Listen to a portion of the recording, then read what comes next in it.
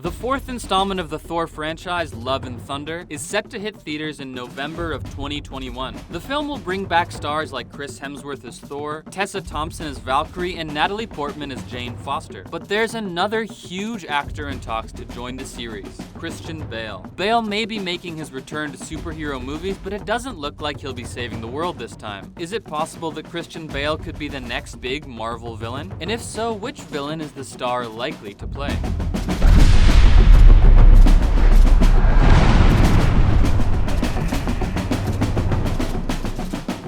The next Thor film is in good hands, with Taika Waititi returning to direct. After the $850 million success that was Thor Ragnarok, we've got to assume that Marvel Studios will be putting a lot of trust in Waititi. He's teased the film as being bigger and louder and more bombastic, which means we're likely to be introduced to more iconic Marvel characters that will shake up Thor's world. And to really shake things up, the movie will need some big stars. Thor Love and Thunder may mark the return of Christian Bale, who is finishing up a great year after his performance as race car driver Ken Miles in Ford vs. Ferrari. Bale would make an excellent addition to the A-list cast of Marvel actors, and we all know that Bale can pull off an epic performance as a superhero, as seen in his portrayal of Batman in the Dark Knight trilogy, directed by Christopher Nolan. Theories suggest that if Bale were to make a heroic return in Love and Thunder, he may be playing a character like Thor's half-brother Balder the Brave, or fan favorite Beta Ray Bill, a Corbinite soldier who becomes Thor's ally and wields Stormbreaker in the comics. Beta Ray Bill was rumored to appear in Ragnarok, but his cameo was deemed too short and unworthy of the character, so it was cut from the film. Since Taika Waititi already had plans to bring him back, there's a good chance Bill may appear in the newest Thor film. But we think what the director has in mind for Bale might be a little different. Christian Bale is not actually a fan of superhero movies. In a 2017 interview with Collider, Bale confessed that he never watches superhero movies and would be unlikely to return to a superhero franchise. But Christian Bale is known to work with great directors, and with an acclaimed director like Waititi behind the wheel, he might be thinking about making his superhero franchise return as an epic villain rather than a beloved superhero. Bale's role as Patrick Bateman in American Psycho might just be a clue as to what kind of character the star may be bringing to life in the Marvel Universe. And we're sure that Waititi has a lot in mind to use this actor's skills to his advantage. The first villain that Bale may be in talks for is Daario Agar, also known as the Minotaur. This villain can transform into, you guessed it, a Minotaur. Daario Agar is the CEO of Roxxon Energy Corporation, a petroleum company that he uses to make as much money as possible with no care for the pollution he's causing. Roxxon Corp has appeared in the Marvel Universe before in the form of logos and advertisements that appear in scenes in the Iron Man films. But how did Daario Agar get his start as a supervillain? As a child, Agar was very wealthy thanks to his father, but he lost his parents to pirates at a young age. Grief-stricken, he prayed to a dark god, and his prayers were answered with the ability to transform into a Minotaur. This transformation gives him superhuman strength and turns him more vicious and more violent. His rivalry with Thor is caused by his environmental pollution.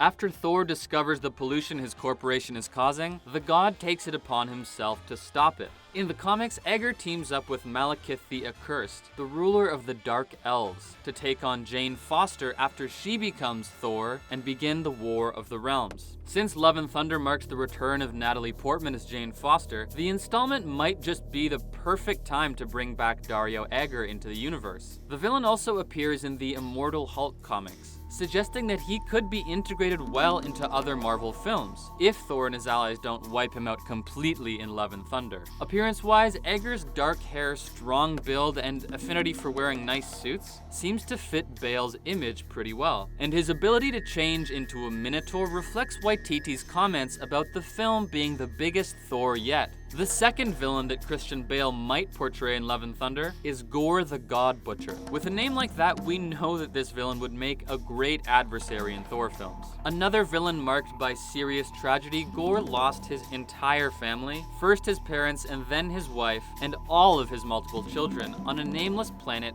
plagued with starvation and misfortune. After proclaiming his disbelief in the gods and being exiled by his own people, Gor witnessed two gods fighting, and his rage caused the sword of one of the gods to bond with him. This dark sword is called All Black, the Necro Sword. We've actually seen a version of Necro Swords in the MCU before. In Ragnarok, the goddess Hela uses Necro Swords to decimate her enemies, but the blades lack the extra abilities that Gor's sword grants him. The All Black gives Gor immortality and the ability to fly and conjure multiple weapons, as well as unnatural strength, stamina, and speed. It also gives him the ability to conjure his minions, called Black Berserkers, to fight for him. Gor's weakness is that his powers lie in his weapon, and he becomes much weaker without it. Gor uses the All Black to wipe out gods all over the universe as he seeks revenge for the terrible life he's had. He dreams of a godless age because he believes that they do not deserve their powers after they ignored his prayers for salvation. Gor and Thor cross paths when Thor discovers the body of one of his victims and they battle. Captured by Gor,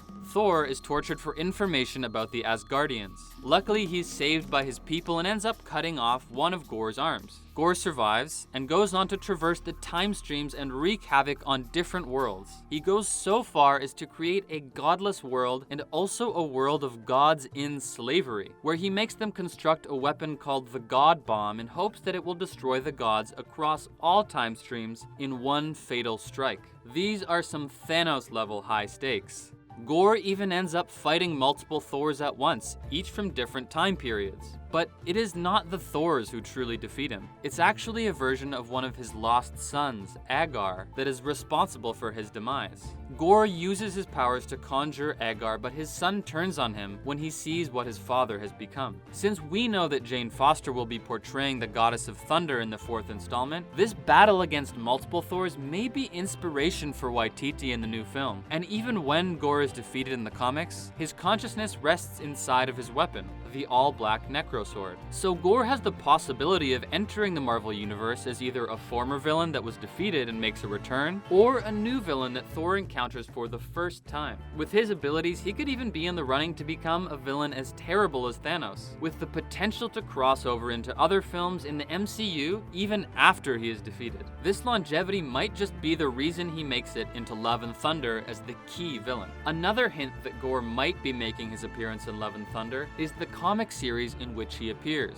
This is Jason Aaron's Thor saga, which is the same saga in which Jane Foster appears as the goddess of thunder. If Waititi is pulling inspiration from this series, then Gor seems to be the perfect complex villain with a deep hatred for Thor and all things godlike. And after Avengers Endgame and the events in Ragnarok, we know that Thor has been doubting his godly powers and even his virtue. A villain who preys on Thor's doubt and lack of confidence would be a great choice to continue Thor's path of self-discovery and acceptance. And since Thor is the most god-based franchise in the MCU, a god-hating villain would help craft an epic tale of godly powers and injustices, and help introduce Jane Foster's character as a powerful goddess. Physically, Gor is an alien that doesn't look very human at all, but this wouldn't be the first character that Christian Bale has had to completely transform to play, though this transformation is likely to be done with a lot of CGI and not so much physical training. Gor is very large, doesn't wear much clothing, and has some very distinct alien-like features,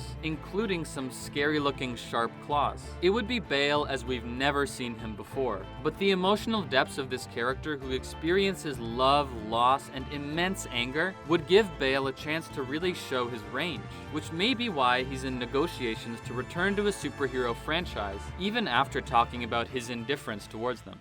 This would also be our first real opportunity to see Christian Bale with crazy superpowers, as Bruce Wayne had the gadgets, but not all of the supernatural abilities. If Bale were to make an appearance in the MCU, it would make sense that he would want the role to be unlike any other he's done, and playing one of the most fearsome villains in the Thor universe would definitely classify this role as once in a lifetime. With more than a year until Thor Love and Thunder is released, we have lots of time to speculate. While Daario Agar and Gor the God Butcher seem like likely and suitable additions to the franchise, anything can happen at this point. Christian Bale has yet to be officially cast in the film, and we're still unsure about what other MCU characters might be making an appearance. But if you're like us, you're down to see Christian Bale make a triumphant or terrorizing return to a super cinematic universe.